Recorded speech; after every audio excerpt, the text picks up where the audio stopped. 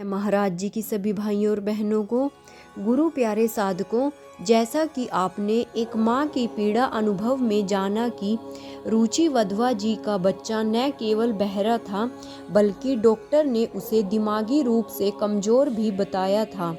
अब आगे के अनुभव में वे बताती हैं कि इन्हीं दिनों मेरी सहेली रश्मि कुछ दिनों के लिए दिल्ली आई।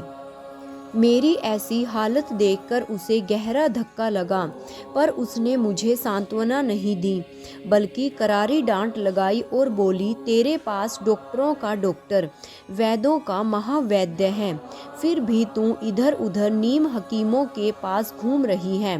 तू नियति की मार से जीवन हार कर बैठ गई है, जबकि तेरे पास उस नियामक की शरण है जिसके इशारों पर यह नियति नाचती है। तू राजा को छोड़कर कंगालों से रहम की भीख मांग रही है। गुरुदेव आशुतोष महाराज जी के पावन दरबार पर माथा रगड़ने की बजाय ढोंगी बाबाओं की चौखट पर बेटे को ले जा रही है। मैंने रोते हुए कहा, कैसे जाऊं मैं महाराज जी के पास, क्या मुँह लेकर जाऊं? उन्होंने मुझे इतना महान ब्रह्मज्ञान दिया। यदि मैंने साधना की होती तो मुझे पूरा विश्वास है कि मेरे जीवन में यह कष्ट आया ही न होता, पर मैंने तो ब्रह्मज्ञान लेकर जेब में रख लिया। न कभी साधना की, न सेवा सत्संग में भी जाना छोड़ दिया। संसार की खुशियों में खोकर करतार को भुला दिया। अब कैसे जाऊं उनकी शरण में? रश्मि ने मुझे बहुत समझाया, धैर्य बंधाया और कहा, गुरु महाराज जी परम पिता है, वे हम नादानों की भूल को हमेशा से क्षमा करते आए हैं। तू चिंता मत कर, बस अब उनका चिंतन कर। अपने बेटे को लेकर आश्रम में जा, वहीं से तेरे बेटे को नए जीवन की किरण मिल सकती है। मुझे उसकी बात समझ में आ गई। मैं बेटे को लेकर पीतमपुरा स्थित आश्रम में पहुंची। उन दिनों गुरु महाराज जी वहीं आश्रम में रुके हुए थे।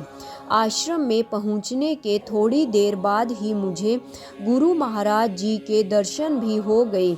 अब मैं स्वामी भैया के आगे रोने लगी और कहने लगी, भैया एक बार, बस एक बार मेरे बेटे के सर पर महाराज जी का हाथ रखवा दो। मैं बहुत दुखी हूँ। अब बस महाराज जी ही मेरी आस है। मुझे विश्वास है कि महाराज जी का आशीर्वाद मिलते ही मेरा बेटा बिल्कुल ठीक हो जाएगा। आप प्लीज़ एक बार मेरे बेटे को महाराज जी के चरण स्पर्श करवा दो। भैया ने मुझसे कहा, बहन जी आप पहले रोना बंद करो और फिर मेरी बात समझने की कोशिश करो। आप क्या समझती हो, गुरु महाराज जी क्या हैं? महाराज जी कोई शरीर नहीं है जो बेटे को छुएंगे तभी वह ठीक होगा। महाराज जी तो सर्वव्यापी शक्ति हैं। यदि आज आपके बेटे को यह दुख है तो इसके पीछे कर्मों की लंबी गाथा है। पर कहते हैं ना, ज्ञानी भोगे ज्ञान से अज्ञानी भोगे रोए। माने ज्ञानी के जीवन में जब कष्ट आता है तो वह रोता चिल्लाता नहीं बल्कि वह ज्ञान का सहारा लेकर उन कष्टों से उबरता है। आपको भी महाराज जी ने महान ब्रह्म ज्ञान दिया है।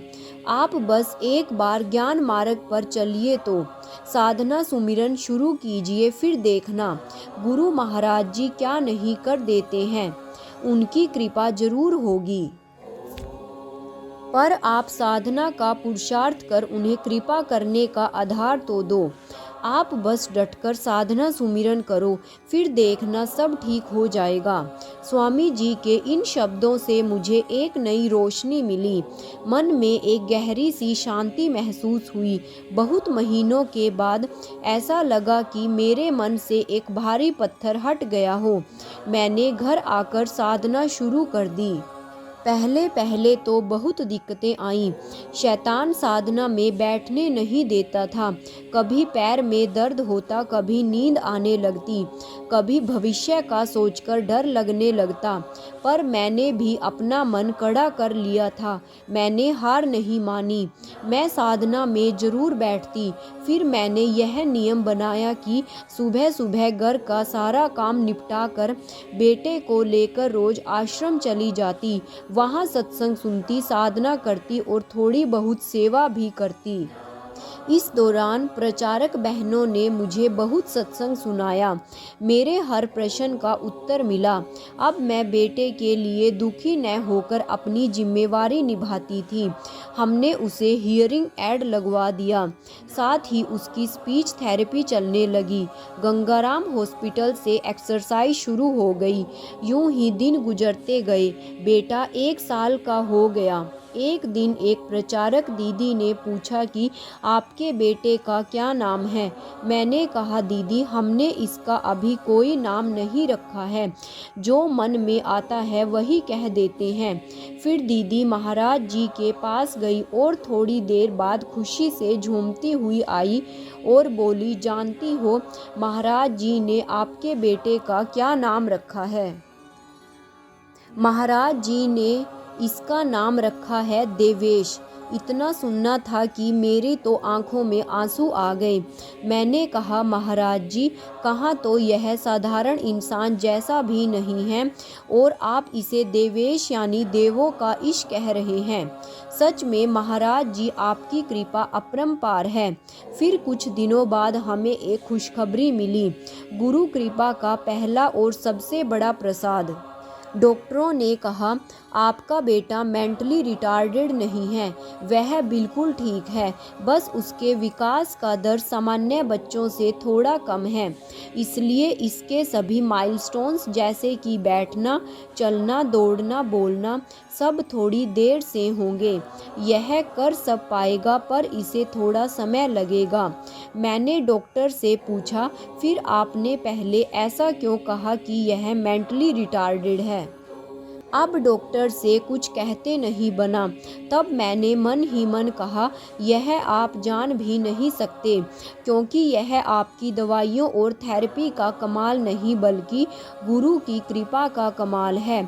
अब तो मुझे बहुत ज़्यादा हिम्मत और प्रेरणा मिली।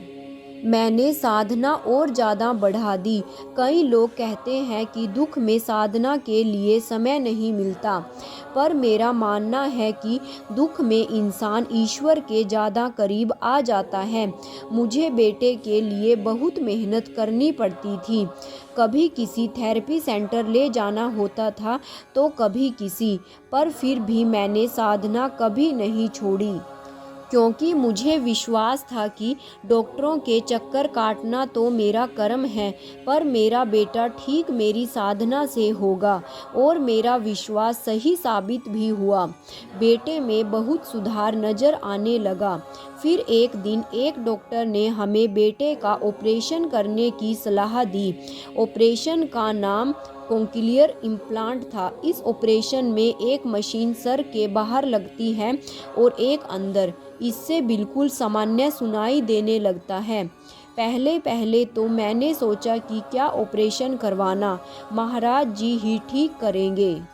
लेकिन फिर मुझे एक प्रचारक दीदी ने समझाया कि विज्ञान भी ज्ञान की ही देन है, इसलिए आप दोनों को साथ लेकर चलो। सो हम ऑपरेशन के लिए तैयार हो गए। मैं और मेरे पति कई डॉक्टरों के पास गए। उन्होंने टेस्ट किया और कहा कि आपके बेटे के कान में बहुत बड़ा छेद है। ऑपरेशन के दौरान इस छेद से फ्लूइड का रिसाव होकर दिमाग तक जाने का खतरा है। एम्स के सबसे बड़े डॉक्टर ने मेरे बेटे का केस लेने से मना कर दिया, इसलिए हम भी कोई निर्णय नहीं ले पा रहे थे। एक दिन मैं परेशान सी हुई आश्रम में बैठी थी।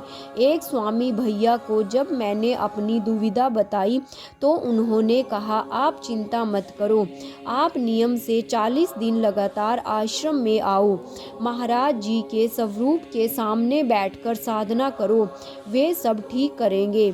मैंने मंत्र की तरह इस बात का पालन किया। इस दौरान मुझे 4 अनुभव हुए।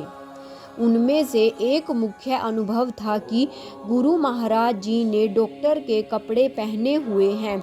वे ऑपरेशन थिएटर में खुद मेरे बेटे का ऑपरेशन कर रहे हैं। इस अनुभव के थोड़े ही दिनों बाद हम बेटे को लेकर राम मनोहर लोहिया हॉस्पिटल गए। वहाँ के सीनियर सर्जन ने जब बेटे को देखा तो बोले, केस है मुश्किल पर फिर भी मैं यह रिस्क लूँगा, अपनी तरफ से पूरी कोशिश करूँगा, आगे भगवान की इच्छा। तय समय पर बेटे को ऑपरेशन थिएटर ले जाया गया। उसका ऑपरेशन शुरू हो गया।